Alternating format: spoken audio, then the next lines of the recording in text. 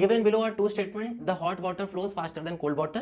Soap water has higher surface tension as compared to fresh water.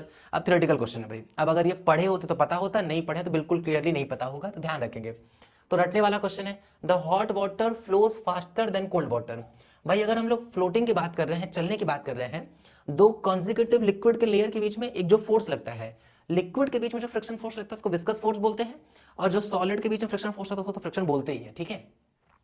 Hot water के case में जो viscosity है ना, विस्कोसिटी उसकी वैल्यू घट जाती है. विस्कोसिटी की वैल्यू घट जाती है, विस्कोसिटी कम, फ्रिक्शन फोर्स कम, तो लिक्विड के लेयर्स का चलना ज्यादा आसान हो जाएगा. तो hot water cold water comparison में तेज चलेगा, बिल्कुल सीधी सी बात है भाई. अगर दो कंसेक्यूटिव लेयर के बीच में फ्रिक्शन फोर्स कम होगा तो इसका स्पीड तो ज्यादा ही हो जाएगा ना, तो क्लियरली ज्यादा चलेगा. तो जो हॉट वाटर होगा, हॉट वाटर वो कोल्ड वाटर कंपैरिजन में तेज चलता है. ठीक है.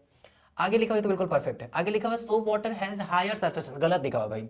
जैसे हम लोग किसी पानी में साबुन वगैरह घोलते हैं, डिटर्जेंट घोलते हैं, तो उस जगह का सरफेस टेंशन कम हो जाता है. सरफेस टेंशन क्या है? सरफेस टेंशन वो प्रॉपर्टी जिसकी वजह से जो लिक्विड होता है उसकी टेंडेंसी होती है कि वो अपना सरफेस एरिया कम से कम रखना चाहता है.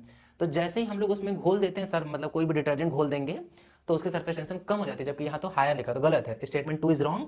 तो इसका ऑप्शन नंबर सेकंड आ जाएगा. क्लियर है ना.